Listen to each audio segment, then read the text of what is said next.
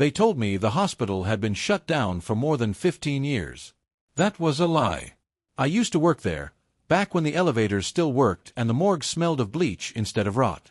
I was a night janitor, which meant I saw things other people didn't. Hospitals are loud during the day, full of movement and purpose, but at night they breathe like something alive. Every sigh of the vents, every drop from the pipes feels like a heartbeat. Last month I got a letter from the city. Official property clearance, it said. They needed a former employee to escort a team through the old St. Mary's Hospital before demolition. No one else from my shift was alive. So they called me. The envelope came with a key, heavy, brass, numbered 217, and a note that simply read, "Use this entrance." You'll remember why. The hospital stood at the edge of town, behind a sagging fence and a warning sign so faded you could barely read it. Condemned structure. Entry prohibited.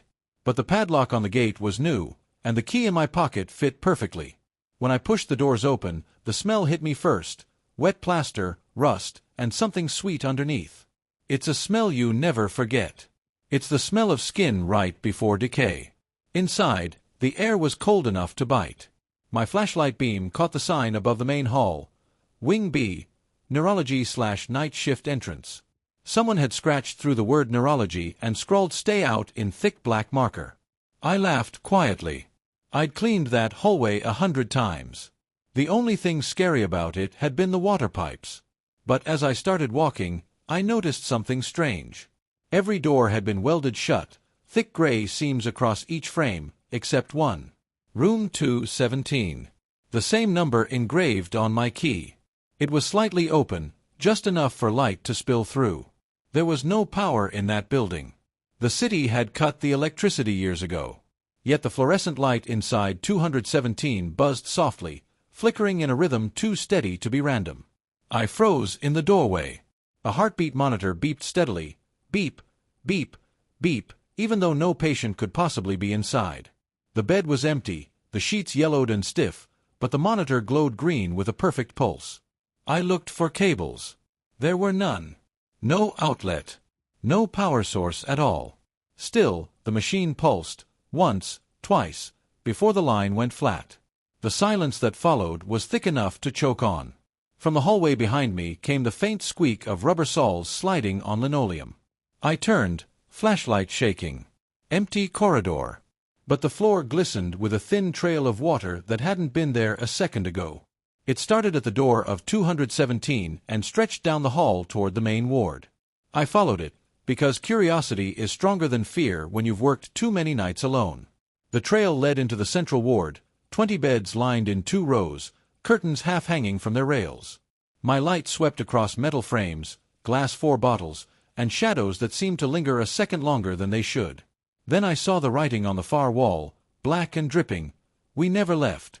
Below it, written smaller and older in dried red ink, "Check room 305. Room 305 was 2 floors up. I told myself it was just graffiti. Teenagers breaking in. Still, the number tugged at me, the way some dreams cling even after waking. I walked to the stairwell. The air there was warmer, heavy with mildew. As I climbed, each step echoed up and down, except the 5th. The 5th step didn't echo at all. I crouched and saw why. The wood was hollow. Someone had carved words into it, deep and uneven. Listen before entering. I stood still, listening.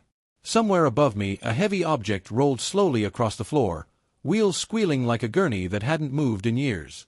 Then a sound I recognized too well, a patient call button chiming 3 times. Ding, ding, ding. Then silence. I pulled out my phone to record, but the moment I turned on the flashlight, the battery dropped from 82 to 3%. The screen went black. And that's when a voice whispered through the intercom on the wall, a system I knew for certain had been cut from the power grid 15 years ago. Room 305. Static followed. I looked up at the dark hallway and whispered, "Who's there?" No answer. Only the soft click of the intercom shutting off.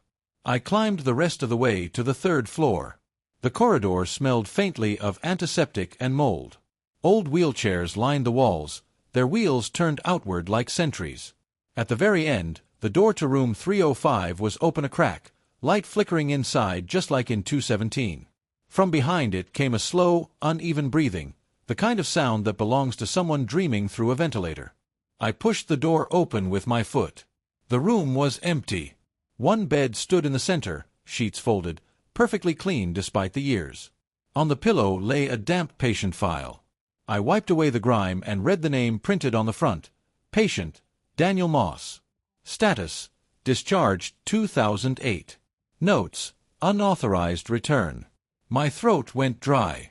Because that was my name. And the handwriting, it was mine. I don't remember leaving room 305. I just remember standing at the top of the stairwell, staring down into the dark. The air was heavy now, full of something that tasted like copper. I could hear the building creak around me, slow, deliberate, like something shifting its weight. The trail of water I had followed before was gone, replaced by footprints. Bare ones. Wet. They led downward, toward the basement. That's where the morgue was. Every hospital worker knows what a morgue smells like. You get used to it, the sharp tang of chemicals, the metallic coldness. But when I reached the first step, that smell was gone. What replaced it was worse: damp fabric, mold, and underneath it all, something that reminded me of breath. The kind that comes from under a closed door. The light from my flashlight barely reached the bottom of the stairs. I took each step slowly, counting, because the stairs in St. Mary's never matched the blueprint. There were always 33 down, but that night I counted 34. The last one was wet. When I finally reached the basement, the first thing I saw was light. Not my own, another one, flickering behind the morgue door. The thin strip of brightness underneath it pulsed like a heartbeat. I froze. There was no power here. The morgue's generator had been dismantled back in 2009. I knew, because I helped remove it. Still, the light was real. I pushed the heavy metal door open just enough to slip inside. The temperature dropped immediately, the kind of cold that makes your teeth ache. My breath fogged in front of me. Every drawer in the wall, the ones that once held bodies, was open. Empty. They formed a perfect grid of dark holes, stretching from floor to ceiling. My flashlight beam darted across name tags: unknown male, Jane Doe, infant. The tags rattled slightly as if someone had just brushed past them. And then the light flickered again, brighter this time. I realized it wasn't coming from a ceiling lamp. It came from one of the drawers. Drawer number 9. The inside glowed faintly, like something burning behind frosted glass. My hands were shaking when I reached out and pulled it open. Inside, there was no body, only a medical monitor. The same model as the one upstairs in room 217. It was connected to nothing, yet it beeped steadily. Beep, beep, beep. Each pulse was slower than the one before. Then a voice crackled through the morgue speaker system. The same system that should have been disconnected 15 years ago. Patient file retrieved. Daniel Moss, unauthorized presence. I dropped the flashlight. The sound echoed like gunfire. When I picked it up, I saw something that hadn't been there before. On the far wall, someone had written in black marker, "We told you to leave." And below it, scratched deep into the paint, not written but carved, "Stop listening." My mouth went dry. The beeping of the monitor grew faster, louder, until it wasn't beeping anymore, it was knocking. Rhythmic. From inside the drawer. I stumbled back, hitting a gurney that rolled half a meter before stopping on its own. The sound it made, the high-pitched squeal of metal wheels, matched perfectly with the rhythm of the knocking. I turned to run. But the morgue door had closed. I hadn't heard it shut. The handle was cold.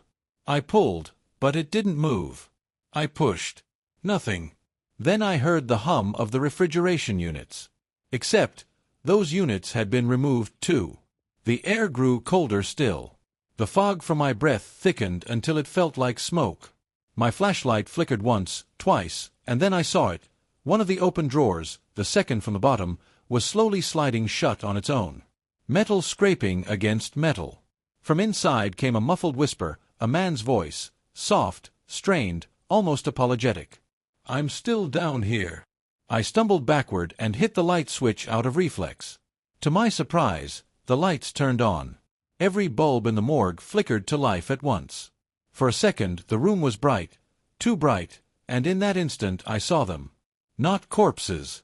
Shadows. Dozens of them, lying in the drawers, standing between the gurneys, sitting on the counters. All frozen in place, like an audience waiting for the show to begin. Then the lights went out again. In the dark, something moved past me. Fast. Cold. It brushed my sleeve, just enough to make me drop the flashlight again. When I grabbed it, the beam caught a metal tag on the floor. I bent down and picked it up. The tag read, Daniel Moss. 2008. Deceased. And when I looked up, the wall where "Stop Listening" had been written was gone.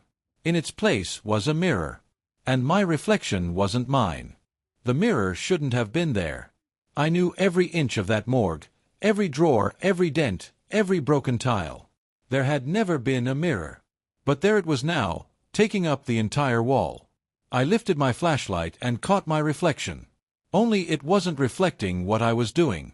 I moved the light to the left. The reflection stayed still. I lowered the beam, and it smiled. I stepped back, nearly tripping over one of the empty gurneys. My reflection tilted its head, still smiling, and raised a hand. The fingertips were wrong, too long, too pale, like they'd been soaking in ice water for days. It pressed its palm to the inside of the glass.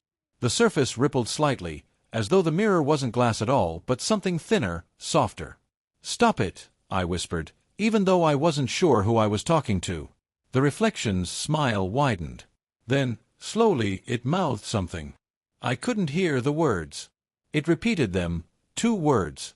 I leaned closer, against my better judgment, trying to read its lips. "Help me." The words were silent but unmistakable. I hesitated. Then something else happened. My flashlight flickered, and in that single flash, the reflection changed. It was still me, but older. Thinner. Eyes sunken. Wearing the same janitor's uniform I had on right now. But behind him, behind me, the morgue wasn't empty. Every drawer was closed again. And the faint shape of a man stood at the center, his face hidden under a surgical mask stained brown. My flashlight dimmed again. When the light came back, the reflection was gone. The mirror was just a wall of gray metal. My breath came in short bursts. I turned around to find the morgue door. It was open. I didn't open it. I stepped out into the corridor, shaking. The air felt different out here, warmer, almost humid, and it carried a sound. Not footsteps. Not machinery. It was humming. Someone was humming a lullaby. The melody was familiar. Too familiar. I hadn't heard it since childhood. My mother used to hum that same tune when I couldn't sleep. The sound came from upstairs. I followed it, even though every cell in my body screamed to leave. The stairwell was darker than before. My flashlight caught patches of moisture on the walls, streaks like fingerprints dragged downward. The humming grew louder as I climbed. When I reached the second floor, it stopped. The silence was sudden, total. Then a voice, soft, close, and painfully human, spoke from behind me. "Daniel." I spun around. No one there. "You came back." It came again, this time from the hallway ahead. The voice was calm, familiar, almost kind. "You shouldn't have." I followed the sound to the nurse's station. The old desk was still there, covered in dust. The microphone from the intercom system stood upright, red light blinking faintly. I leaned closer. "Who is this?" Static crackled, then the voice replied, quiet, steady, too steady. "You signed out in 2008. But you didn't leave." I froze. "Who are you?" "You know me. You wrote my name." A faint sound followed, a page flipping, slow and deliberate. I turned and saw a file on the counter. It was the same as before, patient, Daniel Moss. But now there were new lines written below in shaky handwriting. Status, under observation. Condition, unstable. Doctor, not applicable. And then, just beneath that, a fresh entry appearing right before my eyes, the pen strokes forming themselves as if an invisible hand was writing them. Patient has re-entered facility. Proceed to observation room. I staggered back, heart racing. "No," I whispered. No, this isn't real. The intercom crackled again, louder this time. We're waiting, Daniel. Room 217. The line went dead. I knew that room. The first one.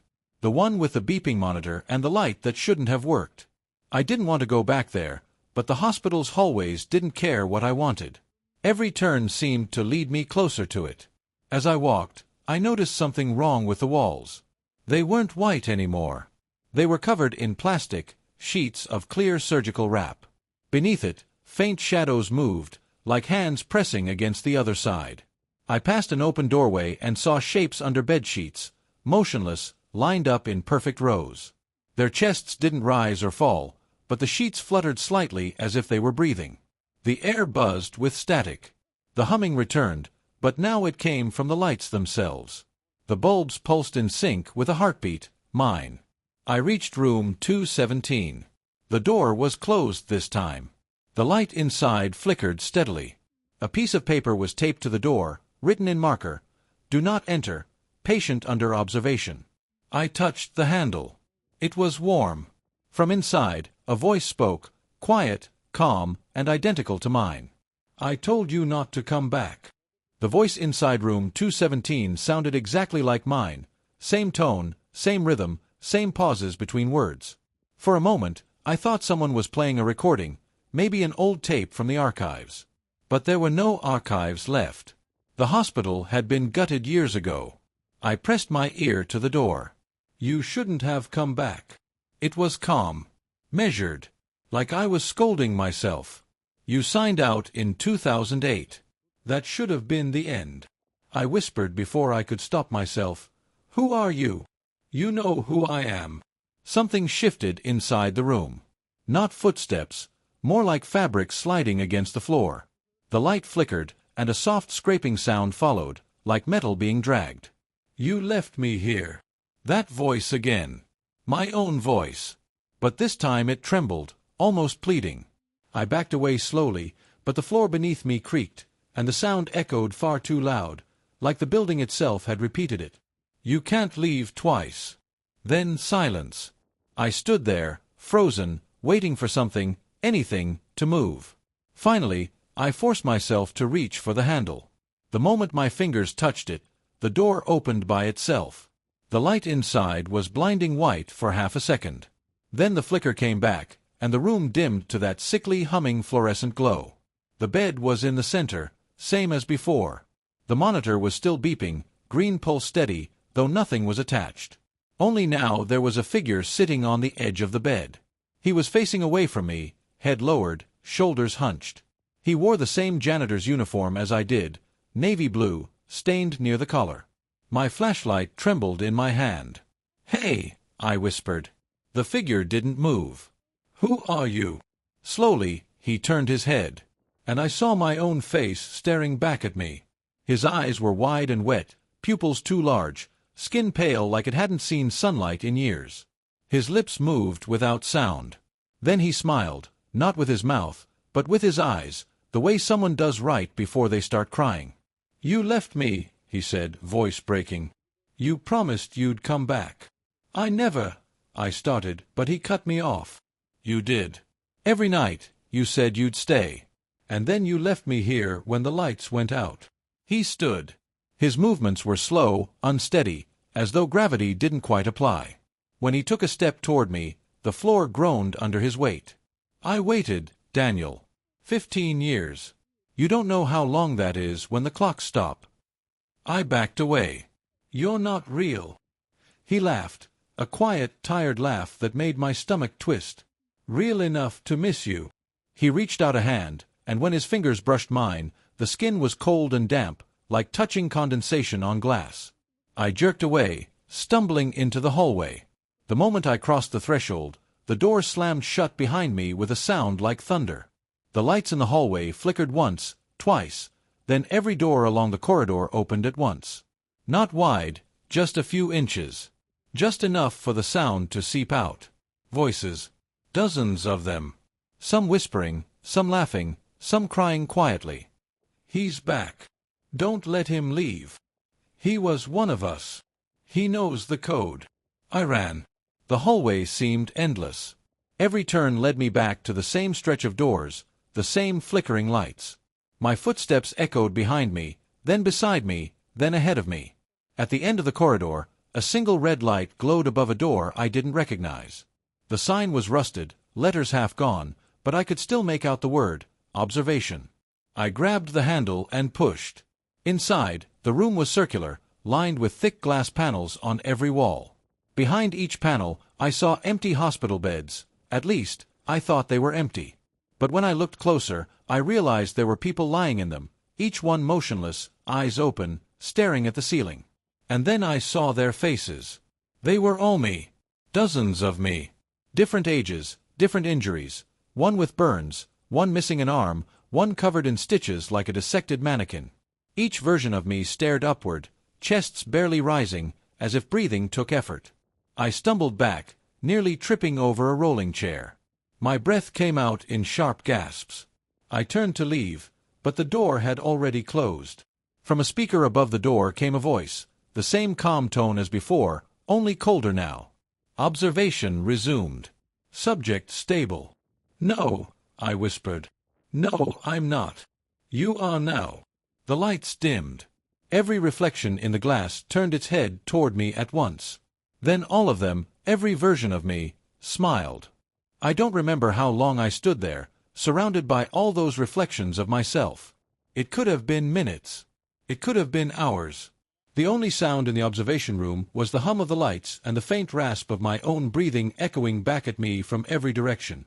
Every version of me behind the glass was perfectly still, except for one, the one directly across the room. He blinked. Just once. Then his lips moved silently. I couldn't hear him, but I could read the words clearly. "Go back downstairs." When I turned around, the door was open again. I didn't hesitate. I ran. The hallways were darker now, thicker somehow, like the air itself had weight. Every light flickered at a different rhythm. The walls seemed closer. I didn't think. I just kept moving until I saw the sign for the basement access. The stairwell was colder than before. My breath came out in long white trails that hung in the air. Somewhere below, I could hear a faint metallic rattling, a sound like a chain being dragged slowly across the floor. Each step I took echoed deeper than it should have, like the stairwell stretched farther than the building could allow. When I reached the bottom, I realized the floor plan had changed. The hallway didn't lead to the morgue anymore. It bent sharply to the left, and at the end of it, a single door stood open, faint light spilling from inside. The plaque beside the door read, "Records and Archives." That was impossible. The entire records wing had been destroyed in a fire before I ever worked here. Still, I stepped closer.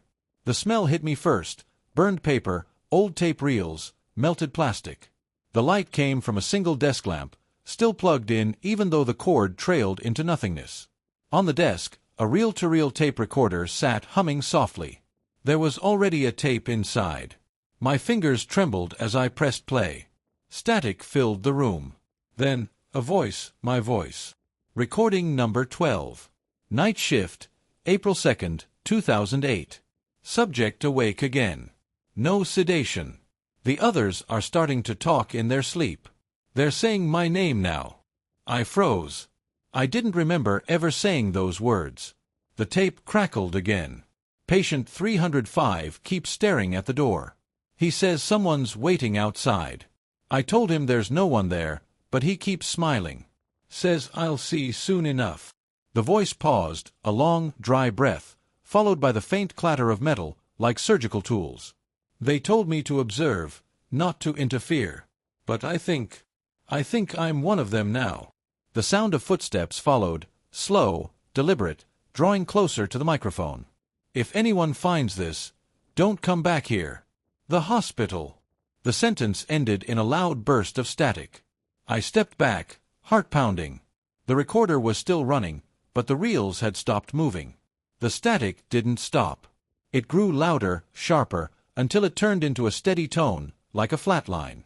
Then, under the noise, another voice whispered through. "You left the door open again, Daniel." I turned around so fast I almost fell. The hallway behind me was empty. But the door at the far end, the one I'd entered through, was closing slowly on its own. A shadow passed across the light beneath it. I spun back toward the desk. The tape was still playing, but the voice on it had changed. It wasn't me anymore. "He's here," the new voice said. "He came back. Keep recording." Something shifted in the dark corner of the room. I lifted my flashlight, and the beam landed on a stack of medical files piled against the wall. Each folder was marked with a patient number, 201, 217, 223, until I saw the last one on top. 305. I pulled it open. Inside were photographs, grainy, black and white. They showed a man in a hospital gown strapped to a bed. His eyes were open. His mouth, too, mid-scream. The last photo was different. It was a staff ID picture. Mine. The name tag beneath it read, Daniel Moss, Patient ID 305. The moment I saw it, the tape recorder clicked. The reels began spinning again. My voice returned, calm, steady, detached. Observation log. Subject is responding. Memory fragmentation decreasing. Awareness level, partial. He still thinks he's staff. I staggered back. "No," I whispered. "No, that's not true." End of log. The tape stopped. Silence. Then, a click. Begin new entry. Patient aware of recording. Attempting to leave. The light above me flickered, and I heard movement, footsteps, multiple sets, coming from the hallway. Slow, synchronized, like nurses walking in formation. I grabbed the flashlight and bolted for the door. When I pulled it open, the corridor beyond wasn't the one I came from.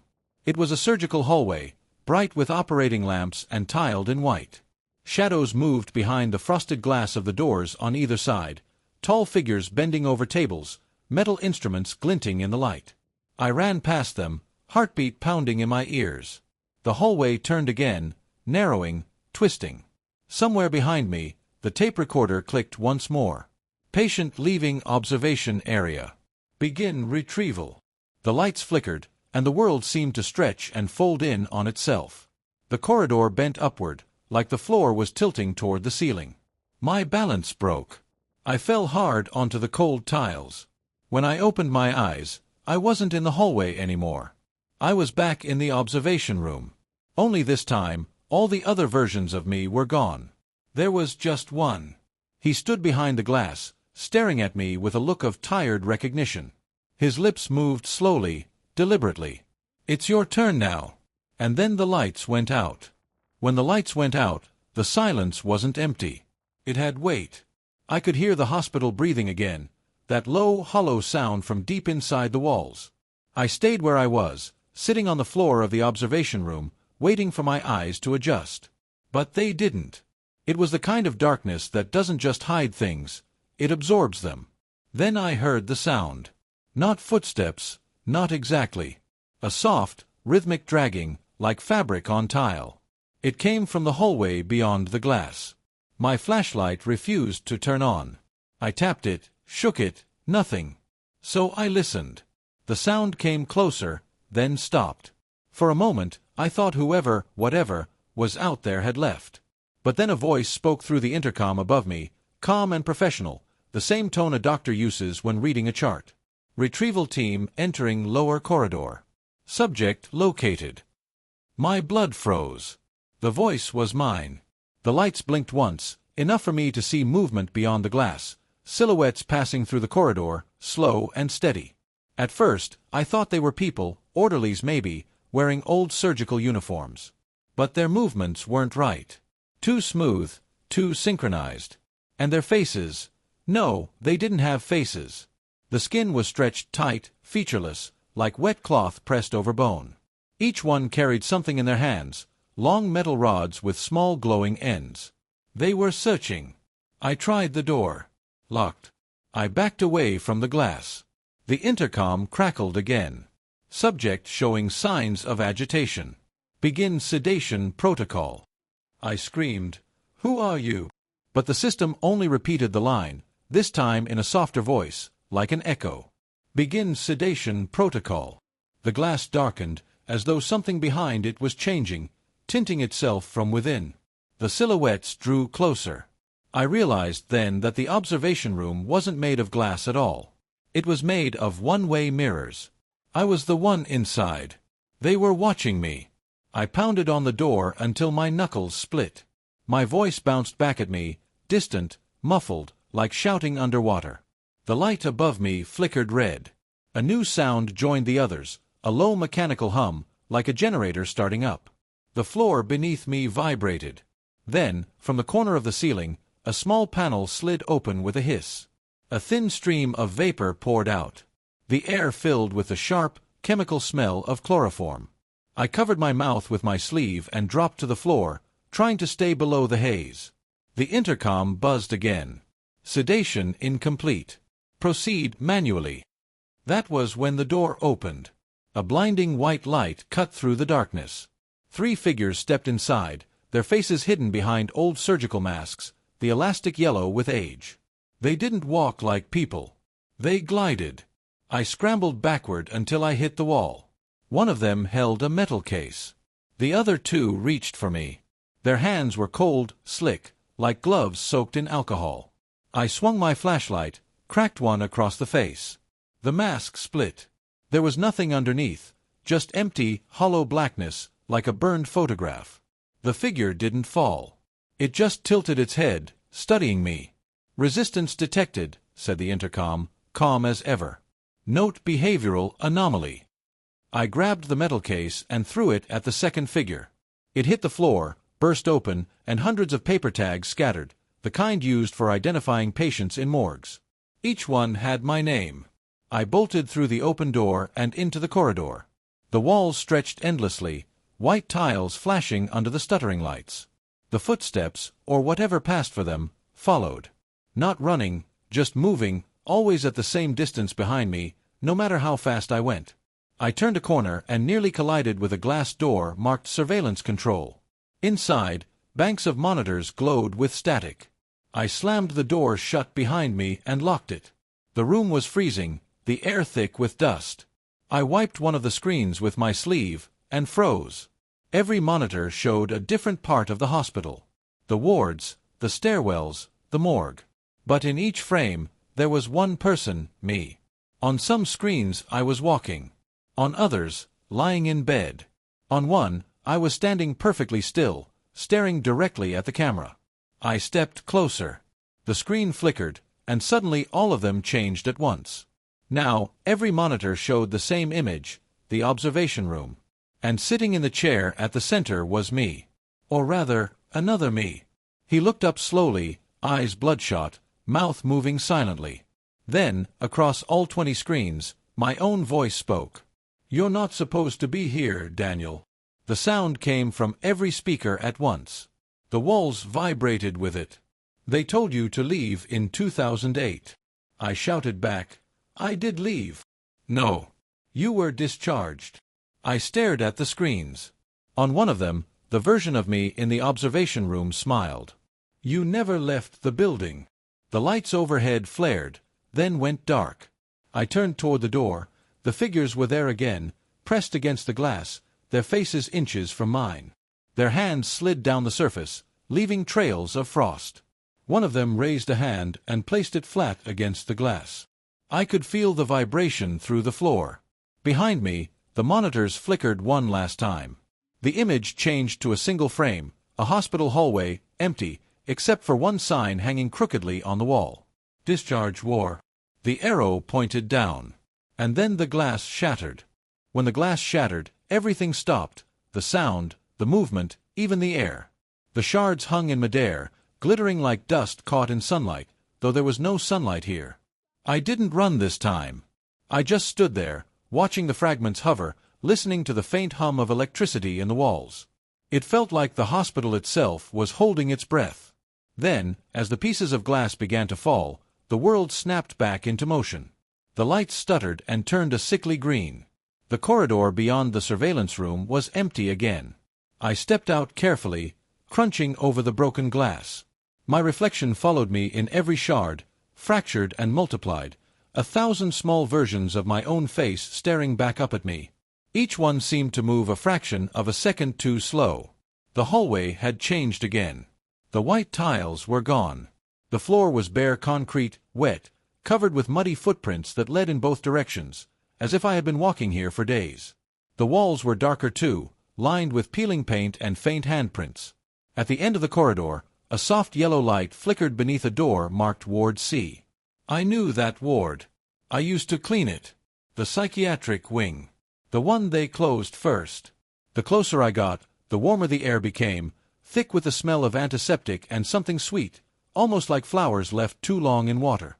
The door was ajar. Inside, the ward was lined with beds. Not the neat, sterile kind you see in modern hospitals. These were old, iron frames, bolted to the floor, their sheets yellowed and stiff. Most of them were empty.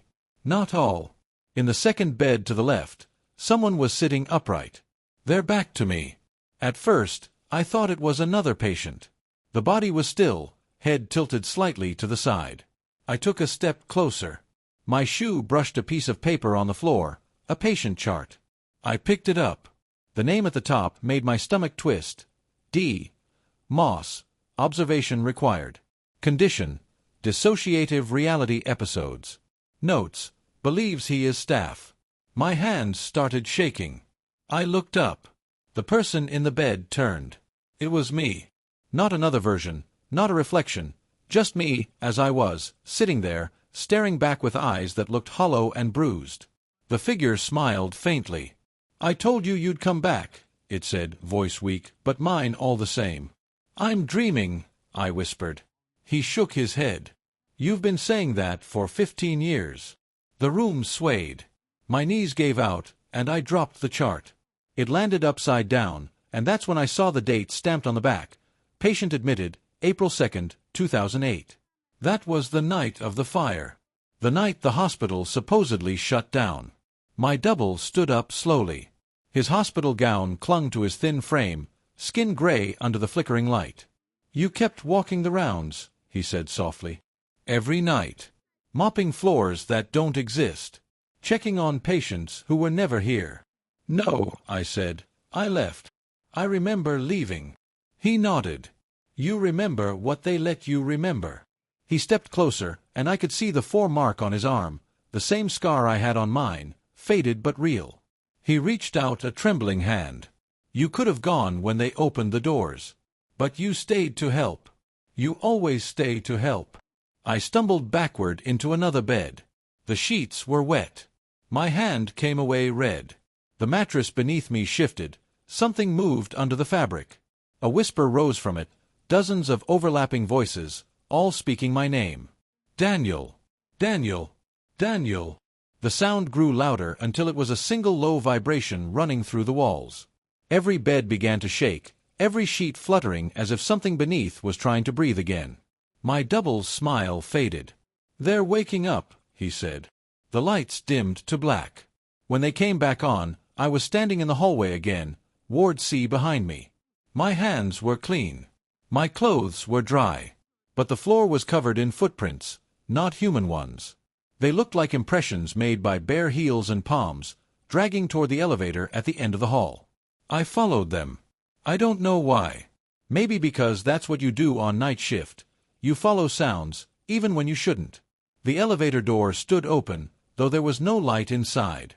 The floor indicator above it flickered between numbers, 1, 2, 3, and then 4. There was never a fourth floor. I stepped in. The doors closed instantly. The button panel was different now, just one button, unmarked. I pressed it. The elevator shuddered, then began to move. The sound of the cables above me groaned like something alive. The air smelled like dust and rusted metal. After what felt like minutes, it stopped. The doors opened to darkness. A sign above the exit glowed faintly. The paint was chipped, the letters barely visible. But I could still read it. Final rounds. I stepped out. The floor stretched into an endless corridor of flickering lights. Along each wall, doors with plaques. Dr. Heller. Dr. Chen. Dr. Moss. My name again. Over and over. Every door. I opened the nearest one. Inside, an operating table, rusted instruments, and a recorder. I pressed play. A voice began speaking, calm, professional. My voice. Final rounds complete. Subject stable. Memory loop continues. Recommend indefinite observation. The recording stopped. The same words echoed from the next room. And the next. All the way down the corridor. Until I realized they weren't recordings anymore. They were people, whispering, repeating, breathing in perfect unison. Final rounds complete. Subject stable. Memory loop continues. The sound followed me as I walked. I reached the last door, the one at the end of the hall. No plaque this time. Just a small glass window, fogged from the inside. I wiped it clean with my sleeve. There was a bed inside. A body in it. It was me. The man in the bed looked peaceful. His eyes were closed, chest rising and falling in slow rhythm, skin pale under the thin fluorescent light. I stared at him for a long time, not breathing, not blinking, waiting for the moment he'd open his eyes. But he didn't. The heart monitor beside the bed pulsed steady and calm. Beep, beep, beep. I stepped closer. The floor under my feet creaked. The name tag at the foot of the bed read, Moss, D. Status, discharged. My throat tightened. I reached out, fingers trembling, and touched the blanket. The body beneath it was solid, warm, alive. For a moment I thought maybe he was another patient, someone who just looked like me. But then the heart monitor beeped faster, the line flickering in time with my own pulse. I put a hand to my chest and realized they were beating together. The man's hand moved slightly, fingers twitching like they were searching for something. And then, slowly, his eyes opened. He looked up at me. And I looked down at him. There was no shock, no fear. Just recognition, like looking into a mirror after years of pretending you don't exist. He smiled faintly. "You finished the rounds," he whispered. His voice was weak, but familiar. I shook my head. "No. I just want to go home." He closed his eyes again. "You are home." The monitor steadied. The room around me began to hum, low, constant, mechanical. The air thickened. My reflection in the glass panel of the heart monitor shifted. I wasn't standing anymore. I was lying in the bed. The me beside the bed flickered once, twice, then faded like a projection losing power. I couldn't move. Couldn't speak. My body felt heavy, as if it belonged to the bed now, not to me. Somewhere outside the room, footsteps echoed, slow, deliberate. The door opened, and light flooded in. 3 figures entered, the same faceless shapes from before, the ones who'd come for me. They moved to the monitor, adjusted the settings, scribbled notes on clipboards that weren't there. One of them looked directly at me, or at least, where I used to be. "Patient stable," a voice said softly. "Observation continues." The door closed again. The light dimmed to that familiar sickly green. The hum of machines filled the silence. I could still see, but not with eyes. Everything had a strange clarity, like I was looking through water. I felt calm, detached. Then I heard it, a faint click. A tape recorder. "Observation log," my voice said. Flat. Patient Moss. 15th year of continuous monitoring. Subject unresponsive. Believes he is staff. I wanted to scream, but no sound came. "Recommend discharge," the voice continued. Cycle complete. The lights above me flickered. The heartbeat on the monitor slowed. Beep, beep. Then one long, final tone. The sound didn't end. It just stretched, fading into static. The walls dissolved into gray. The air grew warm again. When I opened my eyes, I was standing in the lobby of St. Mary's Hospital. Morning light spilled through the cracked glass doors. The dust in the air looked almost golden. Everything was still. The front desk was empty. The chairs were overturned. On the wall, a sign read, "Thank you for your service. Staff will be discharged upon closure." My hands were clean. My clothes, pressed. There was a set of keys in my pocket, brass, heavy, marked 217. I stepped outside. The sun felt wrong, too bright, too distant. The parking lot was empty except for one ambulance, old and rusted, half sunk into the ground. Its rear doors hung open. Inside, I saw something that made my chest tighten. A gurney. A white sheet. And under it, a tag hanging from a pale wrist. I didn't have to read it. I already knew what it said. Moss. Daniel. Discharged. The wind moved through the empty streets, carrying with it the faint sound of a heartbeat monitor. Beep. Beep. Beep. Somewhere deep inside the hospital, a light turned on.